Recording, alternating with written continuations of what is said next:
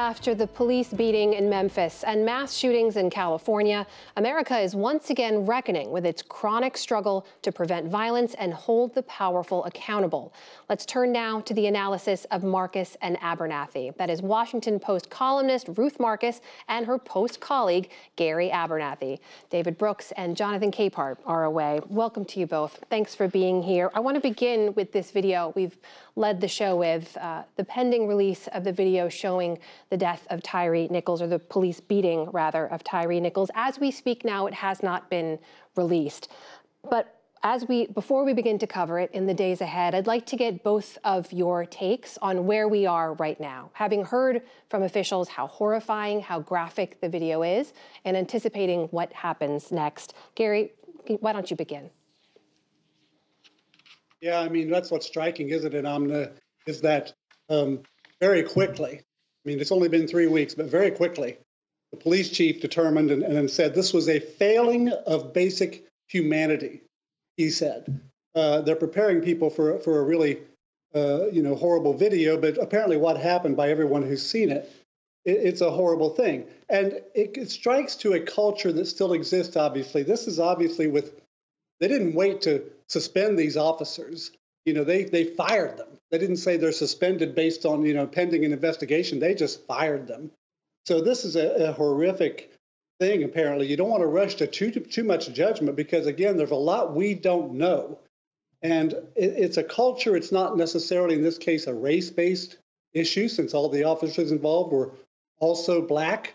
But there's obviously something that, most police officers wouldn't engage in this type of apparent brutality, but apparently that's something that happened that is still something departments everywhere need to address. Ruth, how are you looking at this moment? Well, it's a horrifying moment, but I'll start with a comparison that might make us in this terrible time embrace to see what is clearly going to be this terrible video feel a little bit better. Before Tyre Nichols in 1971, there was a young man named Elton Hayes. He was 17 years old. He was beaten to death by officers in Memphis. And in that situation, it was covered up. It took 2 years to charge the officers. All 8 of them were acquitted. And as Gary was just suggesting, this is very different.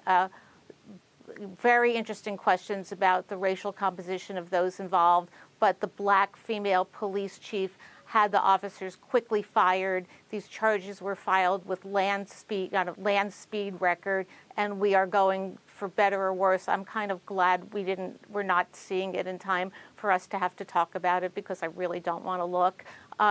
So they are being charged. So the response after the fact is very healthy. What happened before the fact is obviously really disturbing, and in some ways more disturbing on a certain level when it's Black officers involved.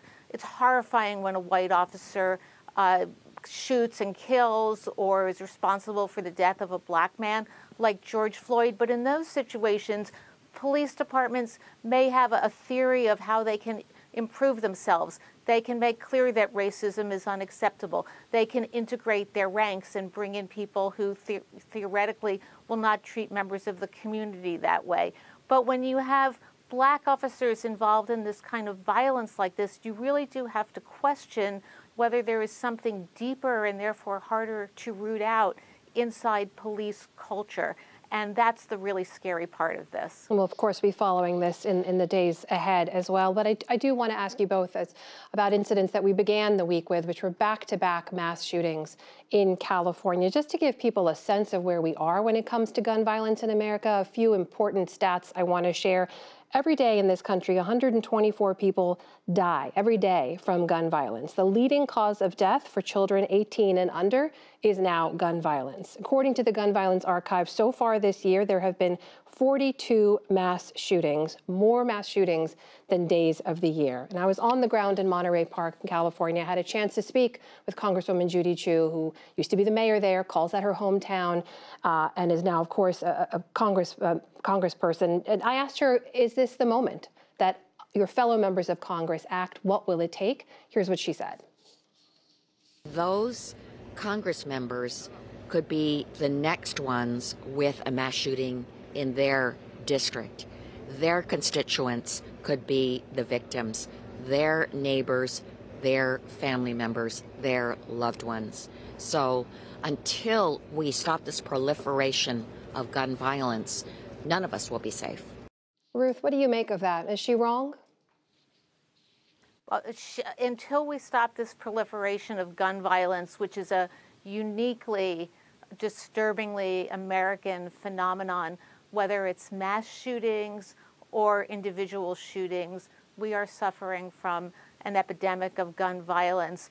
But I noticed she did not answer your question about whether this was going to be the moment that was going to catapult and galvanize Congress into action. It is not. I sat with mothers who had lost their children at the Sandy Hook shooting when they were hoping to at least be able to kill a filibuster of efforts to pass an assault weapons ban, and they couldn't do it. This Congress is unable to get itself into action, and so we're going to need to see action on a state level, on a state-by-state basis. And the scary part to me is that the United States Supreme Court has made it harder for states, and we'll find out in coming years just how hard, to enact reasonable gun restrictions. Gary, as you well know, and experts told us, states vary so widely, depending on where the rules vary so widely. So if California has some of the strictest gun laws in the country, but you can buy a certain weapon in Arizona and carry it right across. So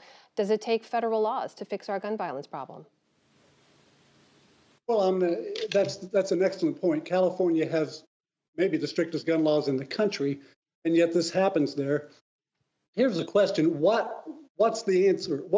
I'd like to hear a specific about what's the gun law we need to pass to prevent this. I don't think anyone really has that answer. The other side of this coin is... I have some specifics, Gary. Okay, well, okay, Ruth, okay, I can't wait to hear them. But what is it that makes people... Good to see you, Ruth, too. What is it that makes people pick these guns up and go commit these crimes? What's the culture? What's the sickness of the soul that makes someone wake up one day and say, I'm going to pick up this gun and go massacre people?